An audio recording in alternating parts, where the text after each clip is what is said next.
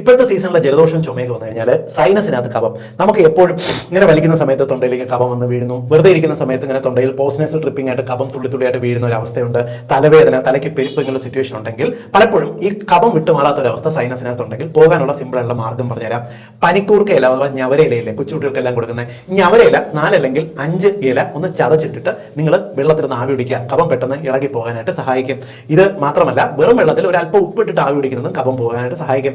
രണ്ടാമത്തെ മാർഗ്ഗം എന്ന് പറയുന്നത് പച്ചക്കർപ്പൂരം എന്ന് പറയും, മെഡിസിനൽ ക്യാംഫർ. സാധാരണ അടുത്തുള്ള പച്ചമരുന്ന് കടയിട്ടിട്ട് മെഡിസിൻ ക്യാംഫർ എടുത്തിട്ട് നിങ്ങളൊരു 1/2 ടീസ്പൂൺ അല്ലെങ്കിൽ 1 ടീസ്പൂൺ വെളിച്ചെണ്ണ എടുത്ത് ഗ്യാസിൽ വെച്ച് ചെറുതായിട്ട് ചൂടാക്കുക. ചൂടായി വരുമ്പോൾ അതിനകത്തേക്ക് ഈ കർപ്പൂരം ഇട്ട് അലിയിക്കുക. എത്രത്തോളം അലിയുമോ അത്രത്തോളം അതിനെ അലിയിച്ച് നല്ലതായിട്ട് സാച്ചുറേറ്റ് ചെയ്യുക. എന്നിട്ട് ഈ സാച്ചുറേറ്റഡ് ആയിട്ടുള്ള ഈ പച്ചക്കർപ്പൂരം അലിയിച്ച വെളിച്ചെണ്ണ ചെറു ചൂടോടുകൂടി തൊട്ടിട്ട് നമ്മുടെ മൂക്കിന്റെ മുകളിൽ നെറ്റിയുടെ ഭാഗത്തൊക്കെ ചെറു ചൂടോടുകൂടി തൊണ്ടയിലും പുരട്ടുക. ഇത് മൂക്കടവുള്ള കുട്ടികൾക്കോ നിങ്ങൾക്കോ കഫം ഇവിടെ അലിഞ്ഞു കൂടിയിരിക്കുന്നുണ്ടെങ്കിൽ പെട്ടെന്ന് ഇളകി പോകാനായിട്ട് സഹായിക്കും.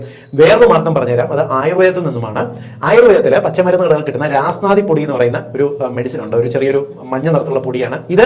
നിങ്ങൾ ഒരു ടീസ്പൂൺ നാരങ്ങ നീര് ഗ്യാസിൽ വെച്ച് ചെറുതായിട്ട് ചൂടാക്കി അതിനകത്ത് നിങ്ങൾ ഈ രാസ്നാദി പൊടി ചാലിക്കുക. ചെറു ചൂടോടുകൂടി നിങ്ങൾ അത് ഒരു കുഴമ്പ് രൂപത്തിലാക്കിയിട്ട് നിങ്ങൾ നെറ്റിയുടെ ഭാഗത്തും മൂക്കിന്റെ ഈ ഒരു ഭാഗത്തും പുരട്ടുക. കഫം പെട്ടെന്ന് ഇളകി പോകാനായിട്ട് സഹായിക്കും. ഇത് പുരട്ടുമ്പോൾ സ്കിന്നിന് അലർജി ഇല്ല എന്ന് ഉറപ്പുവരുത്തണം.